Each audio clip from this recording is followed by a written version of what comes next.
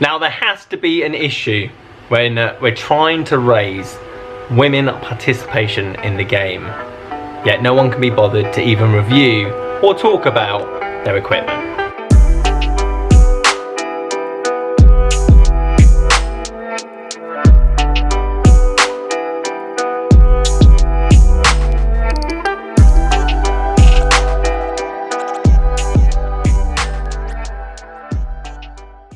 Guys, how you doing? Welcome back to a brand new video. It's Simon down here at Burford Golf Lab. Ping GLE 2 iron. But this video is probably a bit more bigger than just this iron, as I went to go and see if anyone's done a review on this, because it's been out a while, I've been away, I'm being busy, and I thought, is there much point? Because there's bound to be millions of reviews already on the new iron. There's not one. Not a single video on this new iron. I think Ping has one video that at the time of filming this has about 300 views, which probably goes to say where the interest lies in terms of us trying to encourage female participation, women golf, especially in England, because it's probably one of the lowest percentage countries in the world. America's quite high, Germany's quite high, Austria's quite high, we're one of the lowest in the UK. And there's no wonder if I was a lady and I wanted to go and buy a set of golf clubs and I type in YouTube review of this, and there's not a single one, yet there's billions of rubbish reviews on every men's driver, iron, you name it, and there's not a single one on this. So I'm in uncharted water because I have no idea how to test this, as it's got an ultra light head, shaft, the lot. Obviously I don't necessarily need that, and I'm going to try and make this test as best as possible and try and give you an insight if you are a lady. And at the end of the day, I've looked at my analytics, I haven't got many females watching the channel, and we need to change that. So if you are a lady, please leave a comment down below. If you're a guy, leave me a thought as well, but you always do. Leave me a comment down below, how could I make this better? I'd like to have like a female tester, for example. I think that would make it a lot better, just to give her insight of how it feels, sounds, high launch, low launch, everything else. So let's talk about the tech. Let's go straight into it. Let's do it. So considering I've got 100% viewership of Ping GLE 2 iron review audience, I'm going to go from the basic, just so that if you're a complete beginner, you think about buying new clubs, I want you to understand fully what you're buying into and whether it might be worth you to get fitted.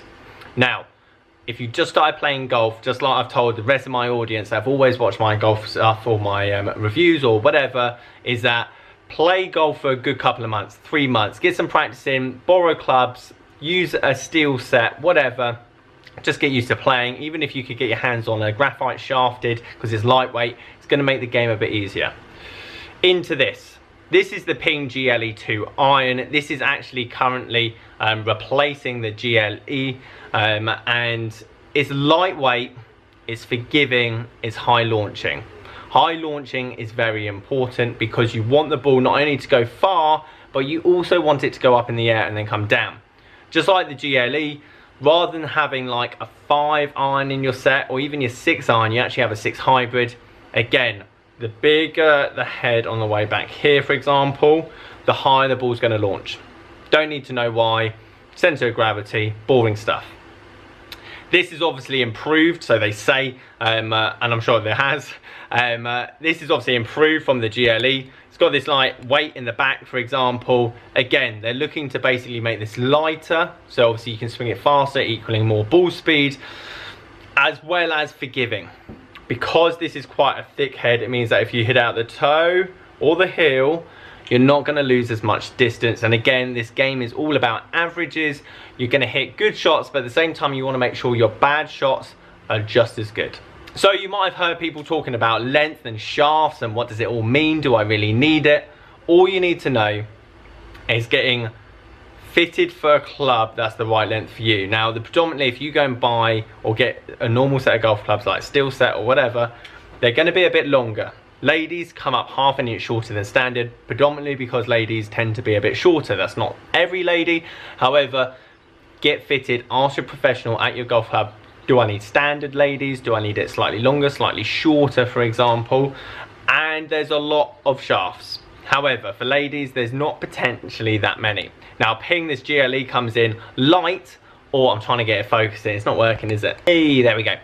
You get light or ultralight.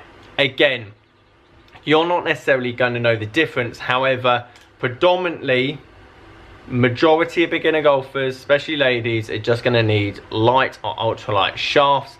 If you go and get fitted and potentially you are faster than that, then that is relatively good news, because you have an array of different clubs that you can try. You can try graphite, but in different head designs, higher, lower, so on and so forth.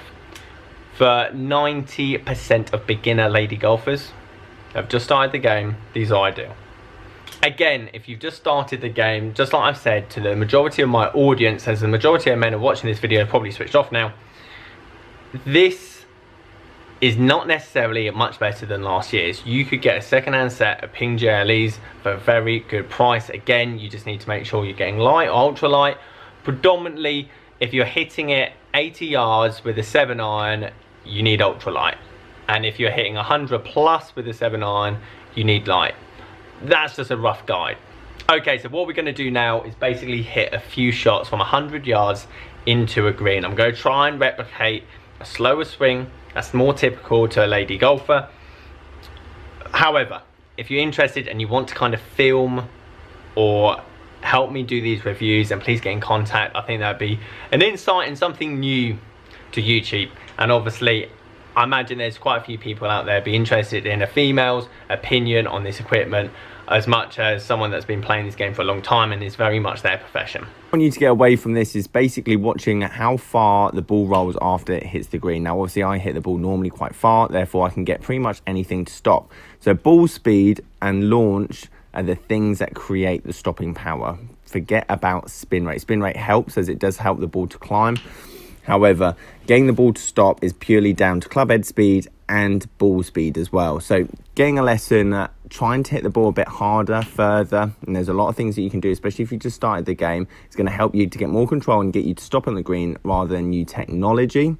That being said, if you're hitting shots from this distance and your 7-iron's going only 100 yards, please do not get a 6-iron. 6 hybrid, 7 wood, these are the kind of clubs you need to put in the bag, purely because they go get the ball up quicker, faster, and give you more chance to keep that ball up in the air for a much longer time. Okay, so let's talk through the numbers, even though I don't really want to get bogged down that much. The one thing that stayed consistent through all of this was the launch angle. The launch angle, even though I hit some bad shots, good shots, whatever, stay consistently around the 20-degree mark, which is for a 7-iron a correct amount. Spin rate varied because I hit a few fat, purely because I'm not used to hitting a 7-iron like that, but then that is probably close to what some shots would be like for anyone just hitting them heavy, fat, whatever, and the spin rate showed from that. However, when I did hit a good one, I was getting around 5,000, which is kind of where you wanted, and hopefully you saw some shots on the green there also stopping. You're never going to get a 7-iron stopping on a firm green. However, this definitely had enough that you can get over, say, an hazard and get it to stop quick enough to then obviously have a go at the flag. Now, my verdict on the Ping GLE 2-iron is that purely from looks, it looks like a proper club. So many ladies' clubs just look cheap, tacky, and not to make any offense, just too feminine, whereas this actually looks like a decent head that anyone would want to play with. It looks like a proper iron for someone that wants to play and go out and play golf, as well as it's got all the attributes that a lady might want. So to be perfectly honest, if I was ever going to recommend a brand new club to anyone, it's potentially this, because the men are spoilt for choice when it comes to head design, shaft options, whatever. That being said, a second-hand set of Ping GLEs isn't going to be that far different from these. Just not necessarily going to be custom fit for yourself. But when we've only got 2 shaft options and a handful of heads to choose from, you're not going to be that far away from the mark anyway. There we go. Ladies, Ping GLE 2-iron review done. Guys, let me know what you think. Leave this video a like if you liked it. Subscribe if you are new. Catch you guys later.